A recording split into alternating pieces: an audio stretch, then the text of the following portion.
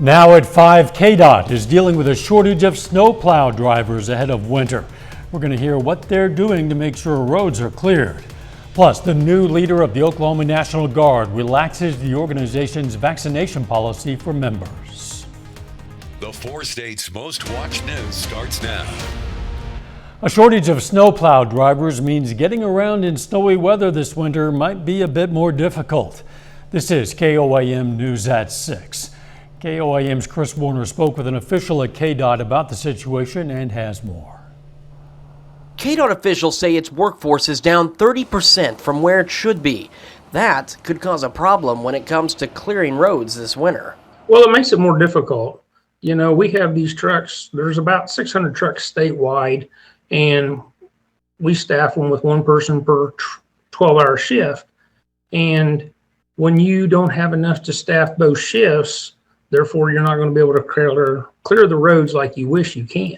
If KDOT doesn't have enough crews to keep the roads clear, that means commuters could be in for a headache when it snows. It's going to make it more difficult for them to get around, and it's going to take longer to get things cleared off for us. It's going to make it harder for them to get from point A to point B. They're going to have to allot for time so they can get there safely. Crane says they're trying a number of techniques to recruit new workers, from social media to using the electronic message boards that are typically used to sign detours or road closures.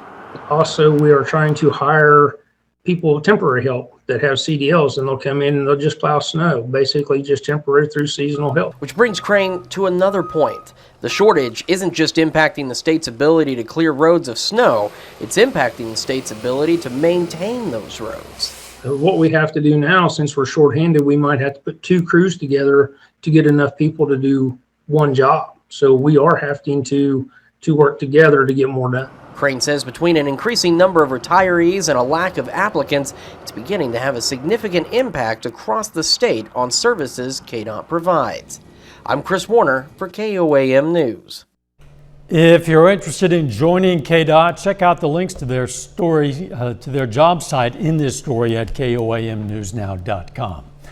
The Missouri Health Department is giving nursing homes a legal pathway to temporarily shut down if they face staffing shortages because of a new federal mandate for healthcare workers to be vaccinated against COVID-19. An emergency rule from the State Department of Health and Senior Services would allow skilled nursing and intermediate care facilities to close for up to 2 years if they're short-staffed because of the vaccine requirement. They could then reopen without having to start the licensure process from scratch.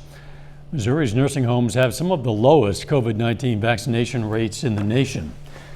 The Oklahoma National Guard's new Adjutant General has relaxed Guard policy on COVID-19 vaccinations 1 day after taking command. A memo to Guard members says he'd take no action against those refusing the vaccine. Governor Stitt removed the previous Adjutant General who supported the mandate, though Stitt says the change was not related to vaccination policy. A federal appeals court rejected the appeal of 4 Oklahoma death row inmates scheduled for execution during the next 3 months. The 10th U.S. Circuit Court of Appeals denied the appeal by Julius Jones, Wade Lay, Donald Grant, and Gilbert Postel. Jones's case has drawn widespread attention. His execution is scheduled for Thursday, but Governor Stitt is considering a recommendation that the sentence be commuted to life in prison. Weather-wise, not a bad way to start the work week. Doug Heddy. No, pretty good for us today after a nice weekend. A little bit cool, but a nice weekend. And then again, quite a bit of sunshine for us today and warmer as we really warmed up during the afternoon. We do have a few mid and upper level clouds streaming through. It's not a big deal. There's nothing really going on outside. We're going to be quiet for at least the next 36 hours, and then we'll start to see a few changes by the middle of the work week. All right, temps, upper 50s to near 60 degrees. A little windy today. We've had the south winds kind of helping those temperatures warm up. We're going to see that again as we head into Tuesday as well. Through the evening hours, we'll slide back through the 50s. Not too chilly tonight. I think most of us about 48 to about 50 degrees for an overnight low. Of course, we're going to look at some midweek changes all coming up here in just a bit. Catch you then. A Joplin man is dead after being hit by a semi in Ottawa County, Oklahoma. The Oklahoma Highway Patrol says 35-year-old Austin Jordan had parked his car along the shoulder on the Will Rogers Turnpike 13 miles east of Miami. A semi hit him while he was outside of his car. He died at the scene. Missouri hunters killed more deer in the opening weekend of the firearms season this year compared to last year. Preliminary data from the Missouri Department of Conservation shows deer hunters in the state killed a little under 90,000 deer over the weekend. The top 3 counties in Missouri for the number of deer taken were Franklin County, Texas County, and Benton County. Coming up, Ccap announces details of a new rental assistance program for homeless residents. Plus, a Kansas woman tries to reunite a family with a long-lost photo album. The Southeast Kansas Community Action Program is offering rental assistance to homeless residents. The program will begin accepting applications for the tenant-based rental assistance program on November 29th. To qualify, applicants must be certified homeless or about to become homeless, certified by a social service agency. Also, the applicant's income must be at or below 50% of the area median income in their county. Apply on our website. And then contact one of our community agent partners that's listed on there as well. And those people have indicated they work with us to ensure that they get their application done, submitted, and that way we can start providing assistance for them. You can apply for the assistance online. We'll provide a link to the application as well as a checklist on our website, koamnewsnow.com. A woman in Topeka with a connection in Parsons is trying to reunite a family with a long-lost photo album. The pictures tell a story about what Kansas was like more than a century ago, but finding the rightful owner could be a challenge. Reporter Isaac French has the story. 1508 Southwest High Avenue holds a lot of memories for Jennifer Davis. I have family photos on the porch. I have photos of me and my stepdad in a pool on the side of the house. We used to play wiffle ball on the side of the house. In 2013, after her grandpa passed, she and her mom were cleaning out his house when they discovered someone else's memories. We went through the house and this book was found in the attic of the garage. And my mom tried to find the owner for it when she posted it online a few years ago, but never got a response. The book contains family photos, baby pictures, and 2 names, David and Sarah Scherer. After the failed attempt to find the family in 2013, Jennifer Davis's mom has kept the book with her in Parsons, Kansas. And on Sunday, when Davis went to visit her mom, she gave her the book to bring back to Topeka to give it another try. My plan to go back and look and see who used to own this house. I know you can do history on that. I think that the Kansas Historical Society might be able to help too, but I haven't reached out to anybody. Like I said, I just got home today, so I'll start looking into that. Davis hopes that this time, with the help of social media and some research, she'll be able to help the album find its way home. It's sentimental. I mean, these are pretty interesting photographs of somebody's history, family history, and if it were mine, I'd want it back. Yeah, some amazing photos. Beyond social media outreach, Jennifer Davis says she'll check property records and check with local historians. A little bit later, employees of a Missouri city called in a bomb squad after they found a live mortar round. Plus, our temperature is warming up a bit more for tomorrow. We're going to check that out coming up next.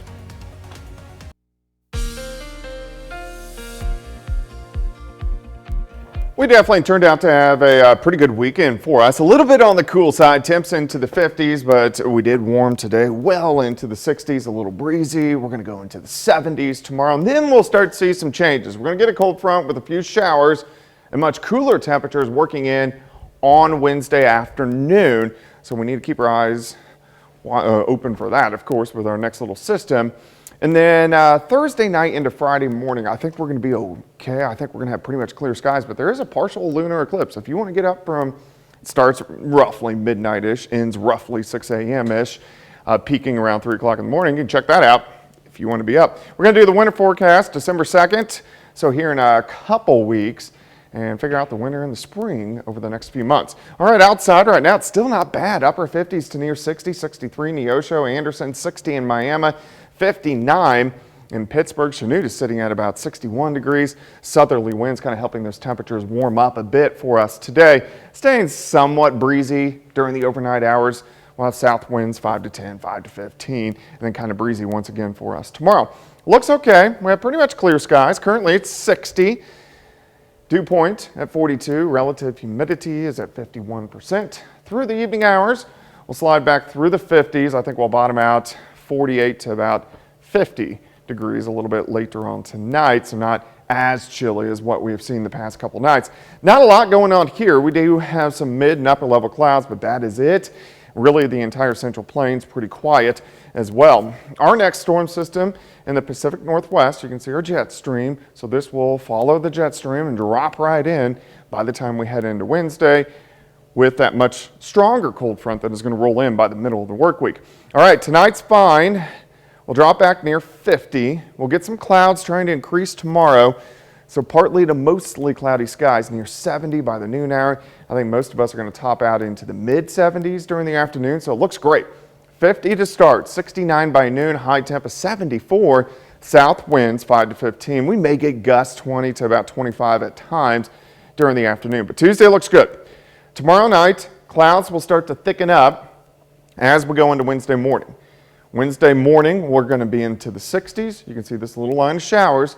This is our cold front. It drops in Wednesday morning, so we'll start to get light showers popping up. The front's going to drive through during the afternoon. We'll be into the mid 60s, and then we start to drop off quickly. And we're going to have these on and off light showers through Wednesday afternoon. Then most of these will work out by the evening hours, but we're going to be sitting mainly upper 40s to near 50 at that point in time. So we do actually cool down quite a bit with the front. We clear out Wednesday night, and then we start Thursday quite a bit cooler. And it looks like high temps on Thursday, only right around 50, and then we'll start to warm things back up by the time we head into Friday and Saturday. So really just the one storm system we need to watch over the next few days. 74 tomorrow, 66 and dropping on Wednesday. High of only 50 on Thursday, 57 Friday, 64 on Saturday, but a few showers late in the day, but I think majority of the weekend, pretty good. Yeah, tomorrow morning may be the morning I need to do a little bit of yard work. Yeah, you may want to get it done. Thanks, Doug. A bomb squad had to be called in after an employee of the city of Rich Hill, Missouri found a military-grade mortar in a city building. Reporter Nathan Vickers has more. It's the kind of thing you almost never see in Rich Hill. About the most excitement you can have in this small town. Steve Cohen and his workers spent the day watching military specialists and police officers across the road at a city public works building, examining the thing Derek McCubbin found. It was laying right in this area. He had spotted this while searching for a set of keys, a mortar sitting on a tool bench. It definitely was deteriorated. It seemed to me like maybe it had been buried at some point. It looked rusty, but he wasn't taking any chances. I wasn't aware if it was training ground or if it was live, but I knew it was concerning and shouldn't be there. He called the police, who brought in military specialists from Missouri and Kansas and kept a curious public at a safe distance. We had to treat it like it was live. All the right people were called and everybody conducted themselves properly. And it was a happy ending with the boom. Never seen something like that. The specialists say that mortar was live. When they blew it, it left this hole in the ground. It's about 3 feet wide and 2 feet deep. I was glad that it was taken care of and disposed of properly, and that way we could clear the scene and get back to work. Police say workers from the water company had unearthed the mortar several months ago while drilling a post hole. Thank God they didn't blow up on them. They'd left it in the shop, forgotten until McCubbin came along. You never know what you're going to come across. I'm just glad it went the way that it did and everybody's safe. You don't see things like this every day, but today he's glad he called it in. Coming up in sports, how a Pittsburgh high school graduate is helping the girls wrestling team get ready for the winter season. And Colgan's Ashley and Allie Marietta signed to play Division I softball. Jacob Leonard has that and more next.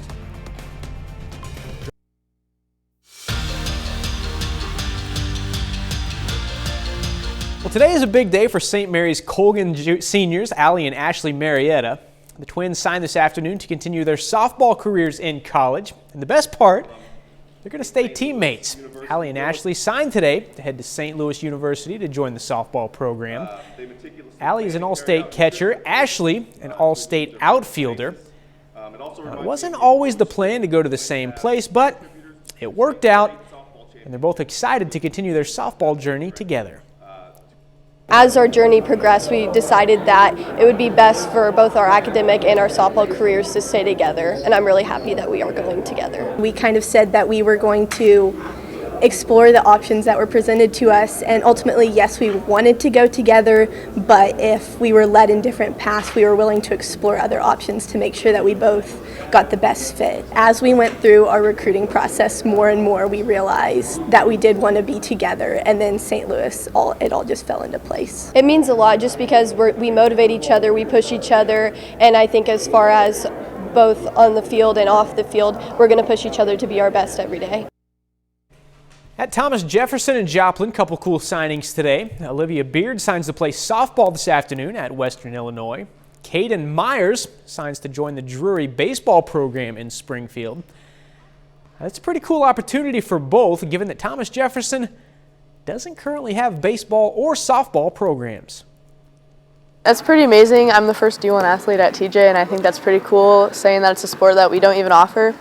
And to get this opportunity to be able to do this is pretty awesome. It means a lot, you know, like obviously this doesn't happen every day, and you know, it's an honor to be the first baseball from this school, and I mean, it's just really cool because not a lot of people, or nobody has done it. Well, today is the first day of practice for winter high school sports in Kansas. For the Pittsburgh High School girls wrestling team, their season started today with a bit of a special delivery. The PHS girls have an official shoe sponsor in just their second year as a program. Yes Athletics is that sponsor and delivered wrestling shoes to the program this afternoon. Here's why it's cool. Yes Athletics founder Deb North is a Pittsburgh High School graduate who started the company to help fill the equipment gap for girls participating in traditionally male-dominated sports. Thanks to a very generous donor that's in my era. I'm a 1989 PHS grad. He donated the funds to be able to outfit the girls with shoes. This is a great school, great program. LC is the best in the business, so it's an honor to be able to work with the school. It's awesome, man. It's awesome to see the growth in the sport. Like I said, last year we had 4 girls out, and we got about 14 girls out this year, so we're growing and getting the numbers out, and now getting support from former alumni. It's just awesome. And that's a look at sports. We're back with more news after this. Take time now to honor a local veteran. Tommy Carpenter served in the U.S. Army from 1988 to 1991. The Joplin native was stationed in Iraq and Germany. He received several awards, including an Army Achievement Medal, and we salute Tommy Carpenter, a 4-state hero. Jordan Nobby joins us now with a look at what's coming up tonight on KOAM News at 9 on Fox 14. Tonight at 9, President Biden signs into law the bipartisan infrastructure package, even as lawmakers still debate the social spending and climate package. Also, the latest on the Kyle Rittenhouse case, and Reese's unveiling a special Thanksgiving Day treat. A genuine Reese's pie, a little bit early of Thanksgiving Day, of course. That, of course, much more coming your way tonight. KOAM News at 9 on Fox 14. Jordan, thanks. Overall, the weather pretty pleasant out there. Yeah, it looks pretty good. We're going to drop back right around 50 for us tonight. Tomorrow's going to be fantastic. 74. We're going to have a nice southerly wind, and then 66 on Wednesday, but a cold front moves in midday.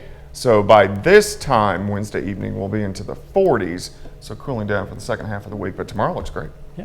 Final sports note. You can check out our full write-up on Allie and Ashley Marietta signing to play Division I softball today on our sports page at KOAMNewsNow.com. Pretty cool. Back-to-back state championships for those two. And, of course, they still have their senior season left to play in the spring. And those two are as identical twins can be. That is absolutely right. Thanks for joining us. We'll see you right back here for KOAM News at 10. Let's make it a great evening.